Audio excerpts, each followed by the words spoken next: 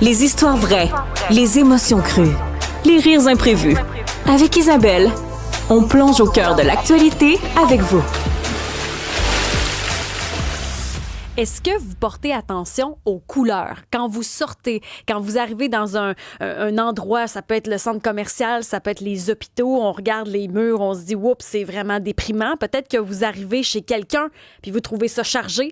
Les murs aubergines, vous trouvez ça intensément lourd. Je sais pas, Fred, si toi, tu portes attention à la couleur. Mais je remarque que ton chandail est pas mal blanc là, quand même. Très blanc, ça s'agence très bien avec les couleurs de Cube aussi. Ici, on est très bleu dans le studio à Cube. Pour ceux qui nous regardent à la maison, là, on est dans le bleu assez flash un peu partout. Oui, j'aime la couleur. Puis moi, je trouve que aussi, on prend pas assez de... Tu sais, tu dis, l'aubergine, ça nous agresse, tout ça. Moi, je pense que c'est le contraire. Là. On va vers une blanchisation des cuisines au Québec. Là. Oh, mais c'est passé, ça. C'est en train de se passer. Mais mettons un peu de couleur dans la vie. Moi, je pense que on n'est jamais déçu de voir un peu de fluo. Un peu de multicolore. Ça dépend où. Tu vois, dans les écoles, moi, je serais pour qu'on revoie les couleurs parce que c'est jauni. Dans les hôpitaux, c'est assez jauni aussi. C'est déprimant. On se demande comment être créatif là-dedans. Un beau mur rose, Isabelle. Mais ça dépend où. Chez nous, j'avoue, c'est blanc.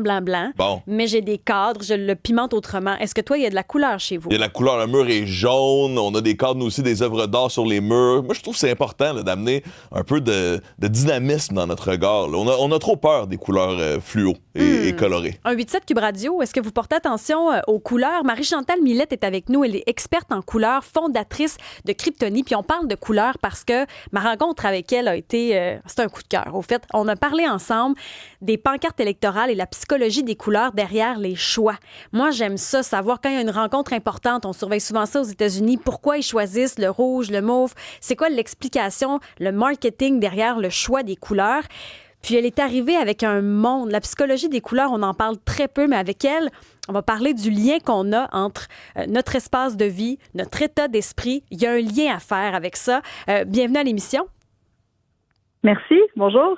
Marie-Chantal Millette, il faut dire que le choix des couleurs peut affecter notre état d'esprit, peut affecter notre efficacité, notre anxiété. Il y a vraiment toute une matière, des études derrière là, qui font que les couleurs, c'est plus important qu'on pense.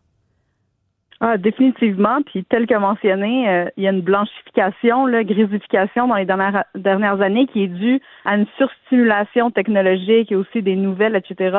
Mais je pense que justement, ça s'apprête à changer parce qu'on a besoin de remplir le réservoir maintenant qu'on s'est vidé la tête. Puis le gris, le blanc ne font tout simplement pas ça. Donc, on est à un pivot important au niveau des tendances pour les 20 prochaines années. Mais quelle couleur on devrait choisir, par exemple, pour un espace de travail? Il y a plein de questions à se poser quand on arrive à choisir des couleurs d'un espace de travail. Bon, la nature de l'emploi, est-ce que c'est un emploi plus créatif, avec des délais plus serrés? Est-ce que c'est la productivité ou c'est plus la créativité? Est-ce qu'on a un déficit d'attention? Donc, il y a énormément de choses à évaluer avant de tout de suite ouvrir le nuancier. D'emblée, si je devais nommer une couleur qui est très, très bonne et très polyvalente, j'aime beaucoup le turquoise parce qu'il y a l'apaisement du bleu pour les personnes qui font de l'anxiété au travail, c'est super bon. Puis, il y a le dynamisme du jaune et du vert, puis ça, c'est lié aussi à une meilleure productivité. Donc, c'est une bonne couleur passe-partout qui se prête généralement au plus grand nombre de personnes. Mais tu parles de ceux qui ont un déficit d'attention, on en parle beaucoup dans l'actualité. Ce serait quoi la couleur qui pourrait aider ces gens-là qui ont de la difficulté à se concentrer?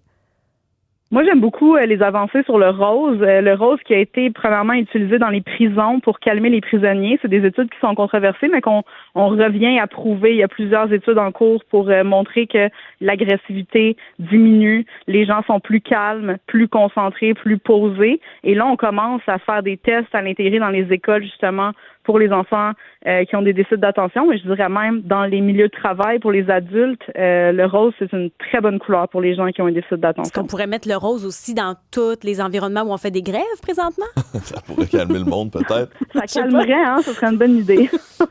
Isabelle, je me rends compte que dans le fond, nous, on a un studio bleu qui doit être très apaisant. J'invite aussi les gens à nous écrire au 1-877-827-2346. Quelle est votre couleur préférée, vous?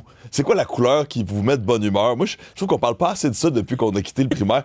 Mais donc, est-ce que ça veut dire là qu'effectivement, notre studio nous rend plus calme puisqu'il est bleu? Est-ce que ça veut dire qu'on pourrait être encore plus indigné parfois si on changeait la couleur de Cube? Ouais, peut-être que vous seriez plus intense si vous étiez dans du rouge, là. Je le recommanderais peut-être pas. Mais en fait, c'est fascinant parce que les gens pensent que il y a des gens qui me disent ah ben moi la couleur ça m'affecte pas, mais on a fait des études sur des personnes aveugles ou daltoniennes, on les a mis par exemple dans des pièces rouges et on a remarqué que leur battement de cœur augmentait, la pression augmentait parce que en fait, on reçoit la couleur par même la peau. Donc, c'est pas grave si on la perçoit ou non. On réagit même avant psychologiquement, physiologiquement face aux couleurs. Puis ça, c'est universel. Wow. Moi, ce que je trouve aussi intéressant, c'est que tu te penches sur le vieillissement de la population et notre apport à la couleur qui change en vieillissant. Moi, j'avais jamais entendu parler de ça. Mais ça, c'est vraiment comme une mission personnelle que je me suis donnée parce que j'ai visité ma grand-mère dans un CHSLD il y a quelques années. Puis je trouvais l'environnement tellement peu stimulant. Puis je savais déjà que la couleur pouvait aider les performances de mémoire. Il y avait plein de gens qui avaient de la démence, de l'Alzheimer. Puis il n'y avait rien qui était fait au niveau de la couleur pour les aider. Donc, j'ai commencé à vraiment étudier le sujet. Puis j'ai créé ma propre formation pour adapter le design à la population vieillissante parce que, outre augmenter les performances de mémoire, je ne sais pas si vous savez, mais plus on vieillit, plus notre cristallin jaunit. Donc, éventuellement, les bleus deviennent verts, les blancs deviennent jaunes. Notre vision change en vieillissant. Oh, ouais. Et avec une population vieillissante, on n'adapte pas assez les espaces. Mais c'est pas croyable parce que on devient donc plus confus quand on n'est pas capable de distinguer les couleurs, quand ça devient de plus en plus flou, quand on distingue moins les bleus. C'est quand même majeur, puis on le sait pas. C'est majeur, on le sait pas, puis avec une population qui va bientôt atteindre, bientôt 1 personne sur 4, voire plus que 65 ans, après 1 personne sur 3, il va falloir qu'on commence à prendre ces considérations-là au sérieux pour adapter les espaces, puis avoir des contrastes qui font du sens pour aider la navigation, l'orientation, la lecture des panneaux. Donc non, malheureusement, c'est pas assez adapté, tout est pas assez adapté, puis les gens sont comme surpris. J'ai fait plein de graphismes sur mon Instagram pour montrer les couleurs telles que vous les voyez aujourd'hui versus celles que vous pourriez voir en vieillissant. Puis les gens sont toujours sous le choc de réaliser que les bleus disparaissent éventuellement. Ah oui, complètement. On ne voit plus le bleu. On voit quoi? Ben, le bleu va avoir un espèce de filtre jaune, donc les bleus deviennent verts, les violets deviennent un peu bruns, puis on n'est pas à l'abri de ça. C'est pas tant qu'ils disparaissent, c'est qu'on a un filtre jaune qui s'installe devant l'œil. Il y a des combinaisons qui sont développées, entre autres, chez Bloom à Laval. On peut se déplacer et essayer la combinaison. Puis ils nous font faire des tests pour classifier des trombones, par exemple. Puis c'est impossible pour l'ayant fait moi-même de distinguer les blancs, des jaunes, des bleus, des verts. Donc c'est assez surprenant quand on fait l'expérience. Puis tu mentionnais aussi les panneaux. Ça veut dire que la façon dont on utilise les panneaux, entre autres dans les CHSLD, dans les résidences pour aînés ou même dans les centres commerciaux, bref, les endroits où la population générale se tient, les panneaux aussi sont pas clairs. Les panneaux sont pas clairs. Puis, par exemple, dans un étage réservé pour les personnes qui ont de l'Alzheimer ou la démence, souvent, on va voir comme un panneau pour les salles de bain avec le traditionnel pictogramme homme-femme, peut-être maintenant avec une personne non-binaire. Bon, ça, c'est extrêmement mélangeant là, pour les personnes qui ont de la démence, parce que pour nous, ça peut être évident, homme-femme, ça veut dire toilette homme-femme, mais eux, là, à un stade de l'Alzheimer avancé, ça veut dire quoi, homme-femme? Ça veut même plus dire toilette là, pour certaines personnes.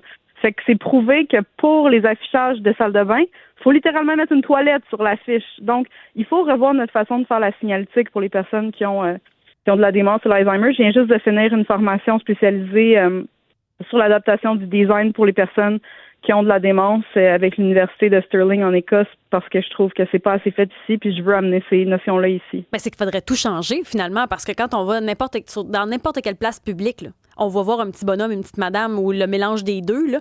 Donc ça, il faudrait changer ça éminemment. Là. C'est ça que ça veut dire. Oui, il y a Roger de Montréal qui dit « Soyons 2026 et ne soyons pas discriminatoires envers les couleurs. Elles sont toutes belles, nous dit on Roger. peut en avoir des préférés, Roger. Il y a Linda qui dit, là, il y a 2 semaines, elle s'est aperçue qu'au CLSC de Richelieu, toutes les portes et leurs contours ont été peinturés en noir. Elle dit « J'ai des traitements aux 2 semaines et je trouve ça déprimant. J'ai l'impression d'être dans une morgue. » Alors, on voit que ça peut avoir un impact là, sur notre santé psychologique, la couleur des cadres de porte dans un CLSC. Il y a Alain de Montréal qui dit « Est-ce qu'il y a d'autres couleurs que le rose? » Parce qu'il ne croit pas que son ado va vouloir peinturer sa chambre en rose. Puis là, aussi, je vous pose la question, là, il y a Diane qui dit l'histoire des aveugles là, qui voient les couleurs via leur peau. Là, Diane n'y croit pas. Est-ce qu'on a plus d'informations sur le fait que les couleurs peuvent affecter même les gens qui ne voient pas, Marie-Chantal Millette? Il y a tellement de littérature, là, c'est difficile pour moi de citer l'étude exacte, mais moi, je montre des formations là-dessus. Fait que quand je fais une affirmation comme ça, je la bac avec des centaines d'études qui ont été faites. Donc, cette étude-là, elle existe. Vous pouvez regarder dans les archives. Vous allez peut-être pouvoir la trouver en ligne, mais définitivement, ce sont des études qui existent. Le livre Le pouvoir de la couleur de Jean-Gabriel Cosse donne ces affirmations-là et aussi les études répertoriées en annexe. Donc, ça peut être un bon point de départ pour ceux qui sont sceptiques. Mais il faut dire aussi que vous avez créé votre métier, là, la psychologie des couleurs. Vous avez poussé vos recherches assez loin. Chaque année, quand on parle de couleurs, c'est souvent avec la couleur Pantone, la couleur de l'année. Cette année, on disait que c'était Mocha. Mais vous, pour la première fois, vous vous êtes intéressé à la couleur canadienne. Oui, en fait, moi, je me suis fait connaître comme ça en prédisant la couleur de l'année Pantone avant sa sortie il y a maintenant 13 ans. Je suis la seule au monde à l'avoir prédit à 5 reprises avec exactitude avant sa sortie. Puis, je trouvais ça cool de faire ça. Mais là, cette année, j'ai été invitée par Cico pour choisir leur couleur de l'année. C'est la première couleur de l'année canadienne de l'histoire. Donc, on l'a fait pour Cico et Dulux. Fait que j'ai choisi pour la première fois la couleur de l'année d'une compagnie de peinture. Fait que c'est un nouveau siège pour moi. Et c'est quoi cette couleur-là? Ça a été presque unanime, parce qu'on était un jury de 5 personnes qui venaient de partout au Canada. Puis, on s'est penché vers le vert forêt parce que quelque chose que je suis convaincue, c'est que le vert, c'est le nouveau gris. Le vert, c'est une couleur qui nous régénère et c'est une couleur qui nous reconnecte avec la nature, quelque chose qu'on est de moins en moins avec toute la technologie. On regarde nos cellulaires à longueur de journée. Puis, on a besoin d'un certain déchargement que le gris et le blanc nous amenaient, mais le gris et le blanc nous rechargent pas. Et le vert, oui, nous recharge et ça va bien dans n'importe quelle pièce. C'est la couleur de la nature. C'est comme une longueur d'onde moyenne. Donc, souvent, les gens vont dire, le vert, c'est une couleur froide. C'est faux. Le vert, c'est comme une couleur tiède. Elle convient à tout le monde. C'est vraiment une couleur polyvalente qui fait du bien. On prend plus de respiration dans une pièce verte.